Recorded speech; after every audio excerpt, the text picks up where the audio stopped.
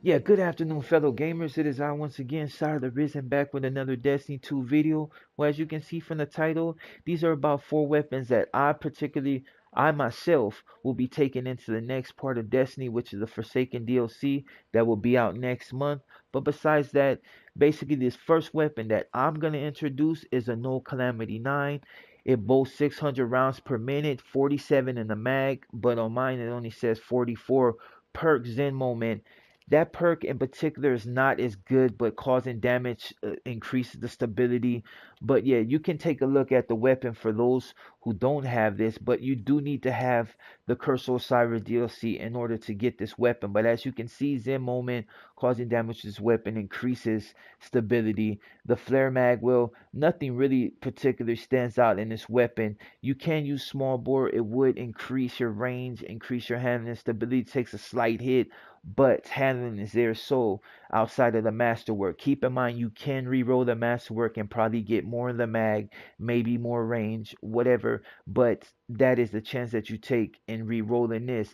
And that's pretty much it. If you can watch this Yeah, gameplay that's as you can see coming. from the gameplay, the weapon is, it depends on if you're hitting your shots or not. If you're hitting your crits, you will definitely melt them really fast. But as you can see, the RPM, the way the RPM is and the way the recoil is, it is kind of hard in order to handle this weapon. It's pretty much like the skate lock in that regard without masterworks. If you don't have masterworks on this weapon, you might have some of a rough time handling this weapon, but for the most part, it is a really good weapon. Without any help, you are able to melt enemies relatively easy. It just depends, like I said, on what type of player you are. You can actually rush with this weapon if you choose. Going up against SMGs, Graviton Lance, and Vigilance Wing, you might have somewhat of a bad time unless he's just not that good at shooting, or unless your game is just seriously on point. I found it really easy to strafe with this weapon. For others, it might be a little hard, but as you can see, chaining body shots, it does take some time in order to melt the guy down. But yeah, other than that, the weapon is an absolute beast, and I'm definitely taking it into the second part of Destiny 2, which is the Forsaken DLC. Like I said, that which will be coming out. Next weapon on the list will be, okay, well, you know what's next on this. It will be the origin story. Basically, impact range stability is good. Handling, because I got masterwork, so it's up. Reload speed is good. 450 rounds per minute. And 36 in the mag. As you can see, Rampage kills with this weapon. Temporarily grant increased damage stacks up to 3 times.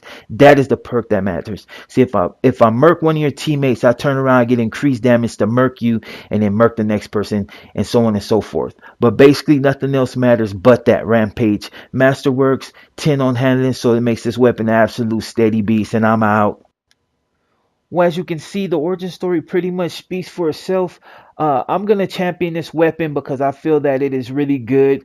Is it part of the meta now? No, I don't think so. But for the most part, if you have some type of sentimental value, I mean, sentimental attachment to this weapon, I would definitely pick it up. It is one of those, I don't know if it's moving into year two, but I'm definitely gonna keep it because it is one of those weapons that I pretty much started with from the beginning, such as this. And just, well, this one, just like Skate Lock I'm keeping because it is still an absolute beast, and I'm able to outgun a lot of people with it more than I do with the origin story. The damage fall off, they say this one has a longer range, but I feel like the damage fall off is a lot more significant than the Skate Lock. And the Skate Lock, I'm able to kill people at long ranges, but it just depends on, a preference, I guess, but for the most part, I feel like the Skate Lock outshines it, but I could be wrong.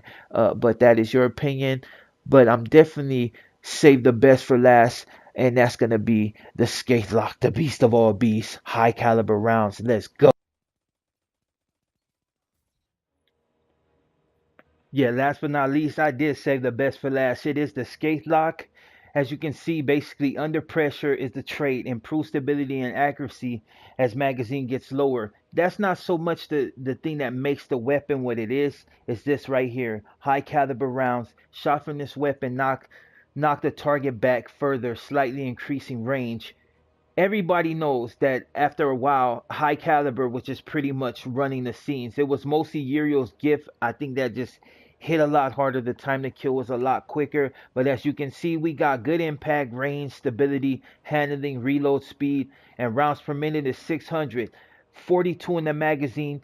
Keep in mind, this does not have the master's work like my other one, so there is no handling on this weapon. But basically, you already know what it do. It is the skate lock. I will be taking this into year 2. A lot of people might say that there's a lot better weapons out there, but I'm comfortable with this weapon. So sorry if I'm not running Graviton Lance and Vigilance Wing, but me personally, I don't tend to always go with the meta, but that's besides the point. Let's get into, well, as you see, the weapon pretty much speaks for itself. I know a lot of people out there are going to say the skate lock is garbage. Well, some, the ones that really are not too good with it. I'm not going to say I'm an absolute expert with the weapon, but I will say it is 600 rounds per minute, 42 in the mag.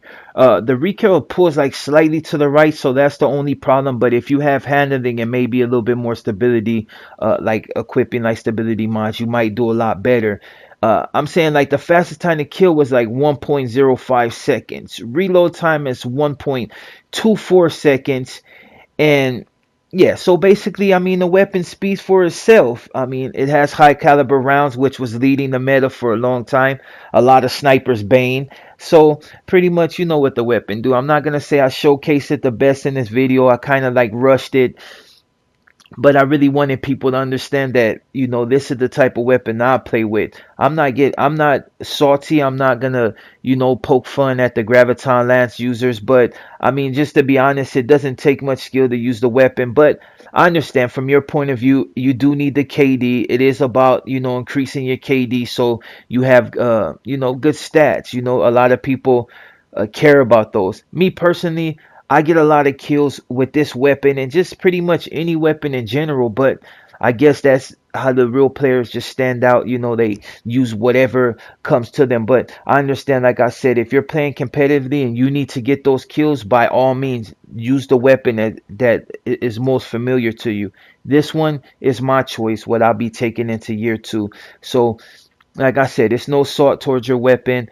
Graviton Lance is a beast. It's a lovely weapon. I like how it, you know, how it works, you know, but I just don't use it in PvP because I feel like I really can't gain nothing by using it outside of KD. I need to be able to stand and use any weapon that I get my hands on. But like I said, this weapon speaks for itself. Sorry if the video was too short, too long. Hopefully you enjoy the video. I didn't do Uriel's gift because everybody knows it is hands down still a freaking beast. So yeah, my name is Sire the Risen. Like, subscribe. Hopefully I'll do a better job on the next video.